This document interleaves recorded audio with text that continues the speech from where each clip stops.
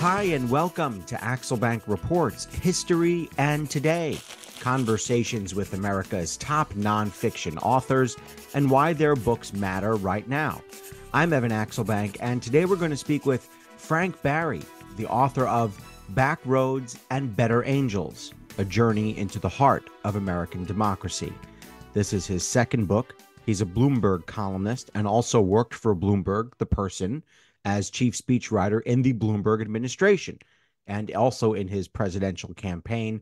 Frank, thanks so much for being here. Thanks for having me. Before we start our interview, I want to invite listeners to our Patreon page to ask for your support in keeping this show going. Go to patreon.com/AxelbankHistory. We will donate part of your contributions to a charity for children's literacy. 3,000 miles, 14 states, 700 towns, 2 spouses, and 1 Winnebago. Francis Barry and his wife Laurel took the trip across the Lincoln Highway from New York to San Francisco during the height of the pandemic and during the height of the 2020 election season. Their project was to figure out America by driving along the route that was first established more than 100 years ago as a way to show off America. The idea for this journey, though, came to Frank in 2016, 4 years earlier, after Donald Trump had secured the presidency. So, what was happening in America and why? He wanted to know. My question to Frank, though, is why did you feel that you had to see and feel the entire Lincoln Highway to get the answer? Well, we wanted to channel Lincoln spirit at a time when the country was deeply divided and seemed to be in some ways coming apart at its seams. And the idea of getting out of New York and getting out of the East Coast was really appealing. And the idea was to talk with people about national issues, but from a much more local and personal perspective. And so, what better way to do that than to hit the road? And what better road to travel than the Lincoln Highway? You have a quote from James Baldwin at the front of the book that goes, "A journey is called that because you cannot know what you'll discover, what you'll do with what you find, or what you find will do to you." The headlines of your bio seem to be very urban. Michael Bloomberg, national political writer, NYU graduate. How much time had you spent in states like Nebraska, Wyoming, and Utah? Not a lot. I went to college in the Midwest in Indiana, but beyond that, and have spent a little time in Chicago as a result. But beyond that, not a lot. And I've been pretty anchored here in New York. I've been to California a couple of times. My family took a cross-country trip when I was 8, packed my sister and I up in the family van, and off we went camping. But that was really the only time when I truly saw the whole country, or at least a cross section of it by traveling across it. And so, I'd been in different spots over the years, Colorado and such, but there was an awful lot of the country that I had never seen, and that my wife Laurel had never seen either. Logistically, how was this going to work? Did you know this was going to be a book right away? And then how did you pitch this to your editors and then to be, much more importantly, your wife? Well, it started out as a series of columns, not as a book, and I pitched it to my editors as it was. We left in the middle of the pandemic in 2020, and my pitch was, "Hey, everyone's in lockdown, including us. Everyone's writing from their home. Wouldn't it be great to have someone out on the road taking a bit of a pulse of the country? And wouldn't it be great if that person were me?" And so and that was the idea. I'd write a weekly column, which I did. The pitch to my wife Laurel was, "Hey, we've always wanted to drive cross country." She knew that I had wanted to drive the Lincoln Highway for many years, or at least for a few years, and yeah, obviously it was during the pandemic, so that created all kinds of complications. And initially, she did not exactly jump at the idea because of the pandemic. But as we talked about it, we both realized that this was our chance. We were both working remotely, and we knew it was kind of a now or never situation, and we had to find a silver lining in COVID, and this would be it for us. Unbelievable, the most New York thing ever. And I'm from New York. My parents are from New York, but we do have a car, and we've always had a car. I was interested to read that you'd never bought a car before. But how did you go about finding this Winnebago? Yeah, we didn't know anything about RVs, and so we just started poking around on the used RV market online, and trying to figure out, should we be traveling in a fifth wheel? Should it be a motorhome? What made the most sense? And we kind of quickly settled on this Winnebago, 25-foot Winnebago that we both decided was essentially the biggest RV we wanted to drive and the smallest RV we wanted to live in. It was so funny to read about how you procured it because you jumped at a classified, which is Yeah, great. And what was happening was so often, I feel like during the pandemic, and it kind of built up as people realized, wait, we got to be alone for a little while now here. yeah, we were not the only ones looking for RVs during that time period for sure. And so we found this Winnebago with 30,000 miles on it. I put in an inquiry. The ad had just posted online. And I thought, okay, I'll take some time here. We'll ask some questions. And um, very quickly, it became apparent that there were other people who were interested in the Winnebago. And we had to make a really fast decision. So that was good for us, but it was a tough leap to make. I can't believe I used the word classified because that is I that all of a sudden I'm dating myself. What are the roots? Not the roots. What are the roots of the Lincoln Highway? Whose idea was it and when? So it was conceived by an early auto pioneer named Carl Fisher of Indianapolis. It was dedicated in 1913 at a time when there were very few roads across the country. It took often more than 2 months to travel from end to end. Almost no one did it because it was so difficult. It was the roads were rudimentary to say the least, essentially dirt farm roads. And Carl Fisher realized that people would buy more cars if there were better roads. And so he organized a group of auto industry executives to raise money to build it privately. They hoped to raise $10 million. They didn't. And so instead of, though, waiting to raise the money and figure out how to build this road, they instead did something else, and very American. They just announced that it existed. They took a map, they drew some lines between towns, and they said, "Presto, here's the Lincoln Highway." And he and and just traveled it last week. and towns loved it. They were excited to be on the Lincoln Highway. It became a tourist attraction. Yeah, I was going And to ask, did towns seize on this opportunity, be like, hey, wait a minute, whoa, we're right here. We got to cash in on this. Absolutely. And towns lobbied to be on it. And when they weren't on it, they put up a big fight. And so the route actually began shifting almost immediately because the towns knew that this was going to be the way across the country. And if they weren't on it, they were going to lose out on all that business. How much traveling did Americans do during the Wilson administration? I mean, we take it so for granted. I mean, oh, I got to go to Chicago. Oh, I got to go to Dallas. I got to go to San Francisco or LA. And you just do it. You just get up and somehow that plane gets you there in like 5 hours, which is unimaginable to people in different eras for the vast majority of human history. Um, how much do you know about how much people got around and said, hey, New York to Philly, New York to Chicago? Did people see much beyond their own block? Very little, very little. To the extent that people did, they went city to city on a train. But if you were driving and you asked someone for directions, chances are they didn't really know the way beyond maybe, the next couple of miles. And so anyone who was attempting to drive across the country, you were contending both with dirt roads that meant frequent, getting stuck in the mud. It meant cars that were very primitive that broke down all the time, got into accidents. And it meant really feeling your way across the country and constantly asking for directions because there really was no well mapped out route. And the Lincoln Highway, that the Carl Fisher realized this is an opportunity to map it out, and that became one of the first really well marked roads. I've heard that Americans like three things: scandals, dogs, and Lincoln. Why? Why Lincoln?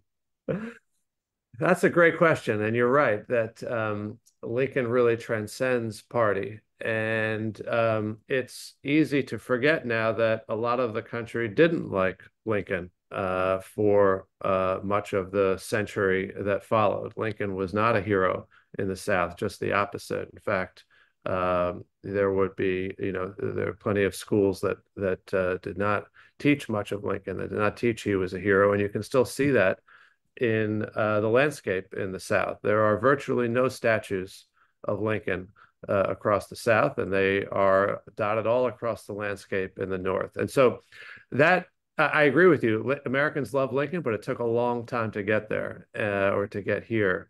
And I think today, though, what people do love about him is, of course, he held the country together. Um, but there was also a lot of wisdom in his writings and speeches, and there's a lot of beauty more than any other president. And this is before there were speechwriters. More than any other president, Lincoln was our most eloquent voice for what it means to be an American and for the American project. Lincoln who? Um, you say that um, this book is not a lot of things, namely that it is not yet another attempt to explain to coastal urbanites that what rural Republicans are thinking. Why did you want to avoid that, and what did you do instead? Well, I think other people have done it, and I don't think anyone has done it especially well, and I don't think I would do it any better. And I wanted to do something different. All of those types of books that, try to explain one group to another, that try to explain polarization, they're all focused on what divides us, how those people are different from us. And I wanted to focus on what unites us and what we have in common and the values that we share. What function do elections serve to bring that stuff out into the open and into the forefront of our minds? How do elections, in other words, teach each other, one another, about our neighbors and our fellow citizens, do you think? Well, elections are, in a sense, extended arguments, and each side gets to put forth their case, and the people get to decide. And over the course of those arguments, you hope that candidates will not just emphasize the differences, but emphasize some of the commonalities. They tend not to because that's not what wins votes. But at the end of the day, what makes elections a unifying force is people accepting the results. And at the end, you want candidates to say, now I'm going to be the elected official for all my constituents, not just for Democrats or Republicans, but for everybody. And so that part of the election process is a really important part of the unification aspect or the value of bringing people together. Do you think that we truly have healthy discussions about issues that are really consequential during? I mean, this is a little bit deeper or a little bit, more theoretical than just your journey across the country. But do you think that we're really discussing, not just in 2024, but all through history, the issues that are really driving the impacts of life here and making honest attempts to make our lives truly better? I think for the most part we are, and those conversations are not always as sophisticated or deep or thoughtful as we want them to be, because campaigns are not really about any of those things. They're about winning. Um, but I do think that campaigns, or at least winning campaigns, recognize what's important to people and speak to it. Losing campaigns do a not as good a job of that. And so that's kind of the natural, the kind of the beauty of democracy is that it allows what's important to people to come to the forefront, or at least it incentivizes candidates to tap into what's important to people. So I do think that, and I know political conversations can be very frustrating, especially during election campaigns. And Um, people are scared to have them now. I mean, I find yeah, that people, particularly of different views, may make a comment, but then someone goes, oh, and then that's it. Yeah, absolutely. That's something we heard on our trip. I spoke with people in college students in California who were afraid to, or at least felt like they were walking on eggshells when they were speaking because they were afraid of the judgment that their fellow students, liberals for the most part, would the judgment that would be made about them, students who are more centrist. I spoke to a woman in Georgia who started this group called Black Conservatives for Truth, and she also spoke about the fear that some of her Black conservative friends had about stating their own political views because of the backlash that they would face from friends. So, and there were other people too along the journey that I heard similar thoughts from, and that's a really unhealthy environment. And I think that members of both parties can feel that they self-censor themselves because they don't want to be accused of either racism or something else. And that's not a great way to carry on democratic dialogue. I want to get back to the book in a second here, but I do want to ask a few questions about you. You say you were a lifelong Democrat, but that you went to work for a Republican at the time, much to the chagrin of some of your friends. They said, "What are you doing? You're crossing over here." You worked for Mayor Michael Bloomberg of New York. What was the draw for you to serve your city and your country in that way? Well, I was working in the city. I was kind of a government nerd, still am, and saw the opportunity to make a difference working in his legislative office. From he was a new mayor at the time, but from what I had seen of him, he was very practical and pragmatic, not ideological. Wanted to get things done. And so that's what appealed to me. And though I was a Democrat, I wasn't going to let that stop me from, pursuing what I thought was really honorable public service. Did you feel fulfilled by the end of your time? Uh, did you feel as though you accomplished those things? Yeah, absolutely. I was very lucky to. I started in legislative office working with the city council and ended up moving into communications and speech writing. The fun part about speech writing is that it puts you in the middle of everything that, in this case, the mayor is doing. And so you get a chance to shape arguments and make the case to the public.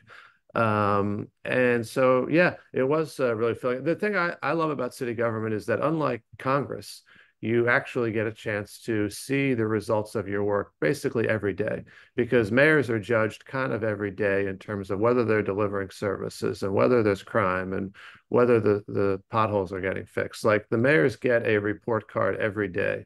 And in Congress, you're much more removed from that. And so it becomes easier for people in Washington to just point fingers because ultimately they're not really being held accountable for results. Whereas at the local level, mayors really are on the hook for delivering progress. Yeah, pick up that trash, baby. Keep picking up that Exactly. trash. We'll have a good Exactly. relationship. Yeah. What was satisfying for you, and then also unsatisfying for you, if there is anything, about being a print reporter writing about national politics? Why did you feel like book was sort of the next step for you? What were the Yeah. unfulfilled things that you could accomplish as a national Yeah. writer who has deadlines? Yeah, well, deadlines and space constraints. Yeah, And so yeah. you're writing a column, and often on these columns on the trip, I was doing interviews, and the interviews were the basis of the column, and that's great. I did a lot of listening on the trip, but there was also, I knew an awful lot of history that we were passing through that I really wanted to dig into.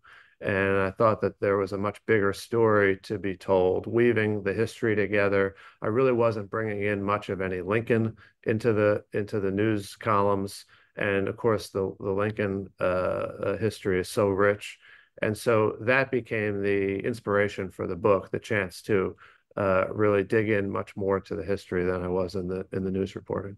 How did you record what needed to be recorded for your book? Did you bring, I assume you had a laptop with you. Did you take video? Did you take audio interviews? How many interviews did you do? Did you write things down old fashioned? What was sort of your method here? I was mostly audio recording people because I just found it easier to be able to go back to the tape and listen. I would scribble notes, but it's really hard to get extended verbatim quotes when you're scribbling notes, and I didn't want to get the quotes wrong. So audio was the easiest thing to do. People I always asked, of course, it's okay if I audio record this, and people were always willing. So yeah, I had a laptop, audio recorder, and that was the and we did geez, how many interviews? I don't know, dozens, more. It was an awful everywhere we went. We were, I was trying to speak with people. Who'd you look for?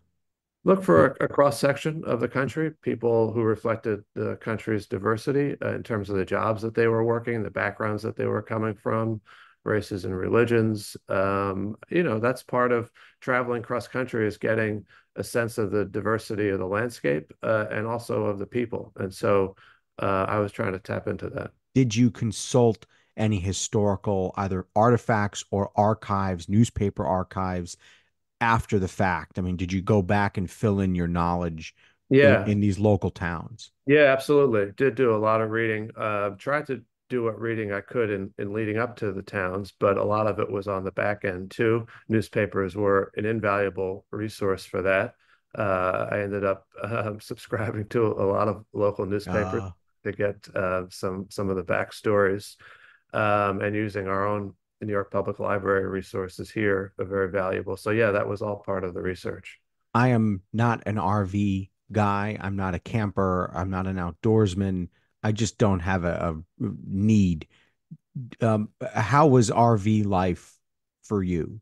We loved it. We weren't either, but we had done a fair bit of camping, and so we had always loved camping, but we had never driven an RV before. We had really barely ever been in an RV, so we had no idea really what to expect. We knew almost nothing about how to operate it. I read the Yeah, how'd owner's that go? manual. Yeah. Well, I read the owner's manual start to finish, and it was like reading, Chinese. I really, it was hard to make heads or tails of it. So it was a total baptism by fire situation. And we just dove in and immediately began making mistakes. But that was all part of the adventure. Did you find yourself during this journey saying, boy, I miss my Camry or my smart car. I mean, I can't even imagine navigating those things down a highway, let alone down some small town streets trying to park that thing. Yeah, parking could be a challenge, but this is also why we got the largest Winnebago we wanted to drive. So there were a lot of other much bigger RVs that we looked at and said, "Oh man, I'm glad I'm not driving that around here because some of the turns and parking spots would have been a lot harder." You mentioned space constraints that you have when you write a column and a book. As long as the printer will agree to print it, you can keep printing. You can keep writing. 540 pages. That's beefy. How Yeah. important was it to you to keep the totality of the trip in your finished work? Well, it was important to capture the most important stories and people to me. That said, my strategy was essentially to get it all down on paper and then start cutting and molding and shaping, and so that resulted in at least a third of the book getting cut. And so yes, it's not a So it short. could have been 750, could have been Yeah, easily 800. could. Yeah. I mean, there were a lot of good stories that I had to leave on the cutting room floor. That was sad and hard, but that's part of writing a book too. So, I was trying to narrow it down to things that were really important to, threading the story all the way through.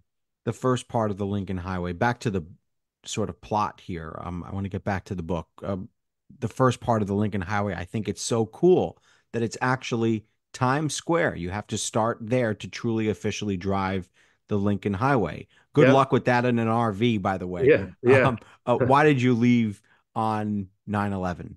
Well, we left on 9/11 because we wanted to channel some of the spirit of unity that 9/11 represents, at least to me as a New Yorker, having lived through it.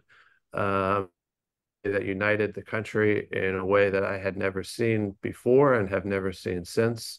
but it was very powerful. And the idea was to leave on 9/11, to carry some of that spirit with us, and to get to the end of the Lincoln Highway in San Francisco by Election Day, which is a day that should unite the country because of it's really our kind of highest civic tradition. But that has been that was dividing us like never before. I got to ask, in Times Square, I've been there thousands of times, Yep. often usually running through as fast as I can. Um, uh, is there a sign that There you're at the is. beginning of it? Yeah, there's a street sign. Really? Yeah, there's a Never street saw it. at the, and most people have never noticed it. It's at the corner of Broadway and 42nd Street. It says the Lincoln Highway. And I once stood underneath it and asked people, "Can you tell me how to get to the Lincoln Highway?" And people said, "Oh, the Lincoln Tunnel?" And I said, "No." And they said, "Oh, Lincoln Center?" "No, Lincoln Highway." And no one knew. No one knew. Finally, after about a half an hour, a guy from New Jersey, a South Asian immigrant who had lived alongside the Lincoln Highway in New Jersey, said, "Oh, I know the Lincoln Highway." But even he didn't know that it started right there in Times Square. I would have had a number of reactions, all of the reactions you mentioned. I never would have looked up to the street sign and said, "No, no, you're on the No, Lincoln Highway." everyone's too busy running through Times Square. You don't look up at street signs. That's so funny. Yeah. What did you do along the way? 700 towns. I can't imagine that you stopped in all of them. How did you pick where you stopped and when you stopped? I mean, you did have a goal. You didn't have endless time to write the book, Right. even though you had endless pages. How did you be judicious in where you stopped and then what you did when you got there? Well, it was part of partly where can we stay? That was part of it. Where's an RV park? Where's a place we can stay? But mostly it was where are the stories that we want to try to capture? What are the towns that whose history we want to dig into a little bit? Who are the people that we really want to see? And so the people and the history were really the things that kind of determined the route that we took, or at least the places that we stopped and spent the most time at. When you drive across the country, and I've done it once, I didn't drive back. I flew back. So I'd done it officially once. It is shocking, stunning, for especially for a kid from New York, as to how much land there is. You look in either direction multiple times along the way. It seems like there aren't even any trees. You just look and you go through Kansas and Nebraska and Utah and so even parts of California. You go through the deserts. It is so stunning as to how much property this country amassed over many years and many chapters. How do you reflect on that, and what does it say about the responsibility that we have to care for all this land? Yeah, I agree with you that it is a awe-inspiring experience to be out there, and to just, especially as a New Yorker, where you're normally in one of the most dense place in the country, and to just be surrounded by vast wilderness. Um, and a really different and varied, diverse topographical terrain. That's part of the fun. You're kind of crossing through, what in any other part of the world would be multiple countries. Yeah, And right, right, yeah, right. and so really, really different places, and doing it on the local roads, you're able to take it in a way that I think allows for more reflection and appreciation than speeding past it on the interstate. Sometimes people will drive across the country and say, "Oh my God, it's so boring in the middle of the country because there's nothing but cornfields or what have you." And I think it's easy to say that when you're on the blur of an interstate because you're not seeing it, much of Yeah. anything.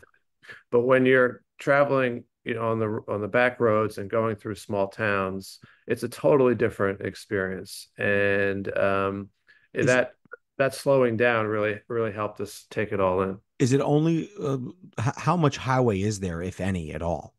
Well, the Lincoln Highway is not even it's Yeah, still a series of local roads. It's not a highway in any right. modern sense. And it's just a series of connecting local roads, some of them still dirt. We tried to stick to the original 1913 route as much as we could. And so that put us on some dirt roads in Iowa, Nebraska, and other places.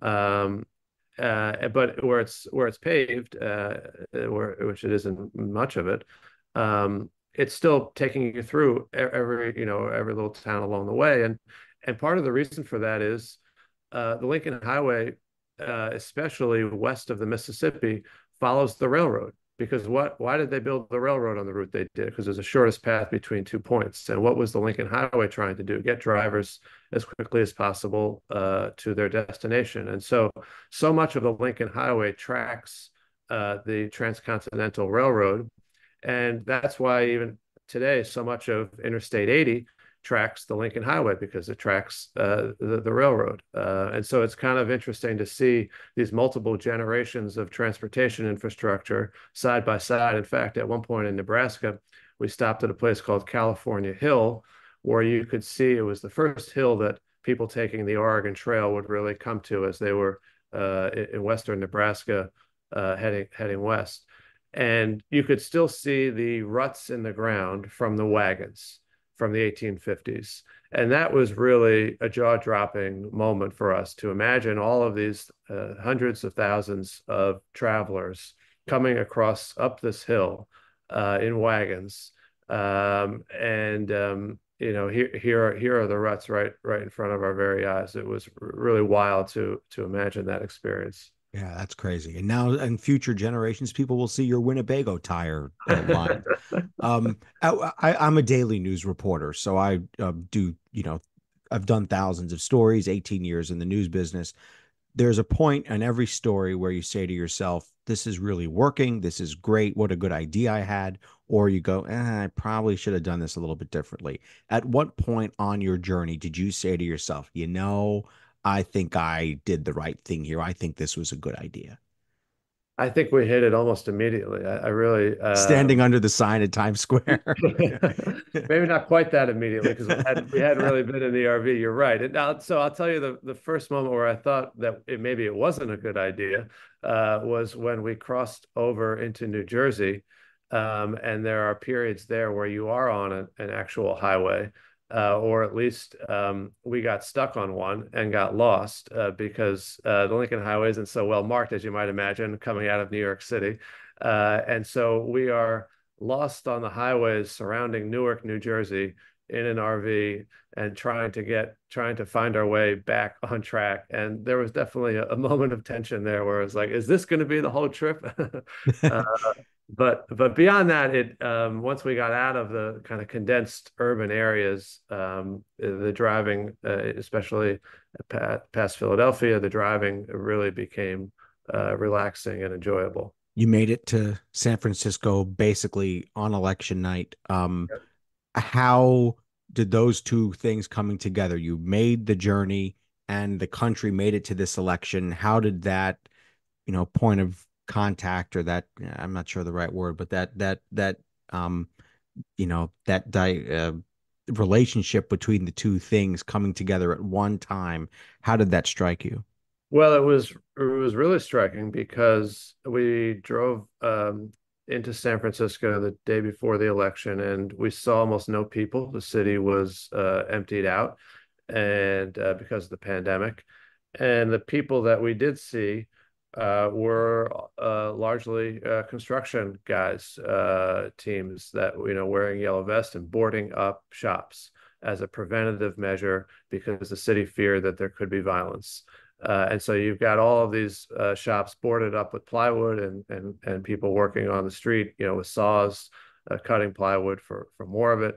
That was really jarring to see a city both empty and bracing for what you'd think would be a hurricane or a huge natural disaster, but in fact was out of concern about election violence, and that I think unfortunately um, said a lot about where we were on election night 2020. And then you turned back around and experienced through, I guess, much of the South or some of the South at least. You experienced, for the lack of a better word, a rebellion taking shape over the election, and you drove back.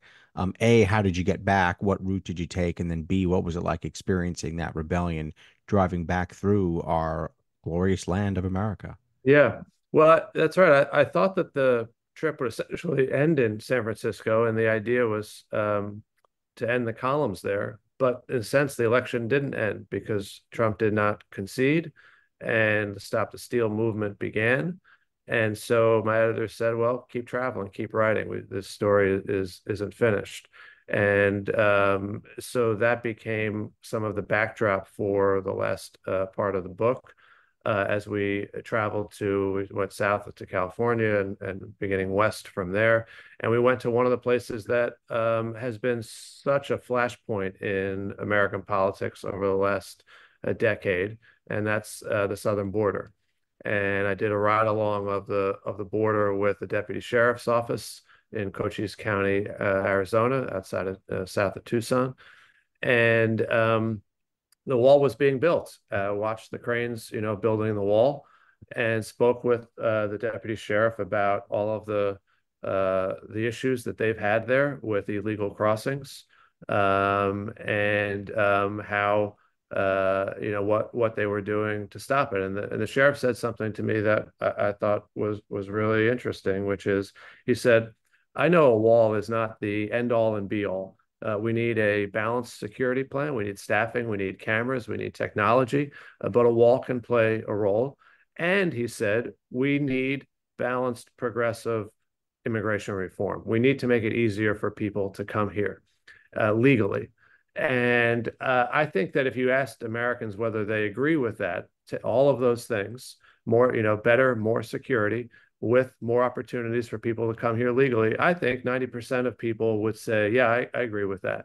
But we can't get Congress to pass a law that does all of that. And the sheriff blamed both Democrats and Republicans for their failure to do so.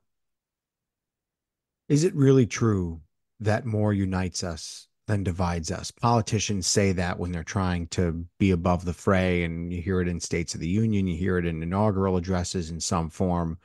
Were you able to make a final determination? There will never be a final one, but were you able to make the Frank Barry determination that there are more things that keep us together than there are things ripping at us apart?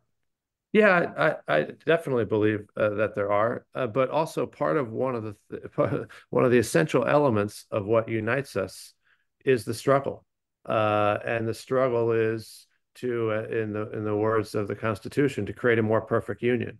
And so, part of being American is to engage in that struggle. And people have very different ideas about what that means and what direction the country should go. But as I say in the book, this is the blessing and burden of American citizenship. We are a country founded on an idea. As Lincoln said, it's the moral sentiment in the Declaration of Independence that all people are created equal. These founding principles are still what people believe in. I do believe, because I heard it so many times across the country. People believe in them, and they have different ideas about how to implement them. But that is a very powerful unifying force, that faith in those founding ideals. Have you imagined other routes that you could take across America? I was thinking, I guess you did some perimeter. I was thinking it'd be fun to go around the whole perimeter of the United States. That's a great With, idea. I love that idea. That's the beauty of the trip, in a sense, was that it opened our eyes to lots of different potential routes. And I hope that the book also inspires people to take their own journeys, right? The Lincoln Highway is just one way across the country, and there are lots of other ways to go exploring and do a loop around the perimeter, cut up through the middle. I mean, so I it's was thinking yeah. diagonal, go Seattle to Key West or something, Yeah, yeah. or That Bangor to Santa Fe, I guess. right. Yeah. Yeah. There are all kinds of old auto routes, but I like the idea of creating new ones too. Um, did you get a chance to go to any baseball game? I guess the baseball was closed. I've been to 30 something stadiums. Of course, some have closed, so now there's more. I wanted to see this country going to the baseball stadiums. I love that. You Yeah. know, It's a great way to see the country. I had always wanted to go to PNC Park in Pittsburgh. The Lincoln Highway runs directly past it. And I thought, this will be amazing. But Major League Baseball Yeah. had started games, but there were no fans. And so we actually parked overnight in the parking lot of PNC Park and listened to the end of the game from the PA announcer because it was being announced over a PA because I think there was some family that was allowed to inside to watch the game. And that was a really weird experience, as you might Yeah. imagine. Empty parking lot, PA announcer, game going on, really strange. That's super. My Pittsburgh wife would love that, and I love PNC. It's amazing. You got to go to a game there someday. Yeah, What yeah, can we take from your trip as we take our own trip here into this 2024 election? How do we? What can we take from your book to help us guide ourselves through another very treacherous and yeah. really up and down experience watching this election play out? Yeah, I think two things are really important. One is, and I really did not, I stayed away from Trump and Biden for the most part in the book because the story really was not about them. It's about us. But there were a couple of, there were some points where it was impossible to ignore them in part because the Lincoln parallels were so important. And so in 1864, in August, Lincoln thinks that it's likely he will lose re-election and he writes a letter, signs it, and makes every member of his cabinet sign it, saying that he will do everything in his power to cooperate with the incoming administration should he lose the election. And in October of that year, he says publicly to a crowd that gathers outside the White House that uh, he will do everything to ensure that whoever his phrase is to hold the helm for the next voyage will be in the best possible position to save the ship. And I think that sentiment from Lincoln, we learn, we carry a lot of Lincoln with us. Everyone remembers the Gettysburg Address, but that idea that in the middle of the Civil War, when it would have been very easy for him to say, my victory is more important than anything else, because if I don't win, the country will split in two, which it very well could have. He was still willing to step down, and not just that, but to do everything in his power to help the next president. And I think that is an essential idea because it has never been a partisan idea. Ronald Reagan called the peaceful transfer of power the miracle of America. And I think it's really important that in a book that talks about what holds us together, that we not lose sight of that, and that remains an idea that transcends party. But the other thing that I hope people take away from it is the resilience of the country. We have been through so much, including the Civil War that Lincoln led us through, and so much conflict, and so much division, and so much hatred. And yet we have found ways to overcome them, and to stay together, and to prosper, and to grow, and to create, as I was saying, this idea of a more perfect union. And so there is enormous wells of resilience that Americans that exist in America, and the challenge is a little different each time. But there's a lot we can learn from history. There's a lot we can tap into so that we don't repeat the mistakes of the past. So that we learn from, as Lincoln said, our better angels.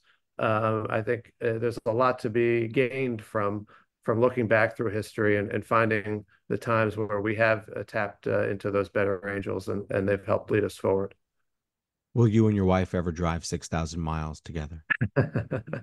We can't wait to do it again. We're dying to do it again. Frank Barry, the author of Back Roads and Better Angels, A Journey into the Heart of American Democracy. Thanks so much for being here. Thank you. Check out the book and his social media feed on the website formerly known as Twitter at FSBarry. His website is fsbarry.com. I want to invite listeners to our Patreon page to ask for your support in keeping this show going. Go to patreon.com/AxelBankHistory. We will donate part of your contributions to a charity for children's literacy. And thank you for listening to Axelbank Reports History and Today, conversations with America's top nonfiction authors and why their books matter right now. Check us out on Facebook, Twitter, and Instagram at Axelbank History. We update those with clips from the show, guest announcements, and book recommendations. See you next time. Thanks.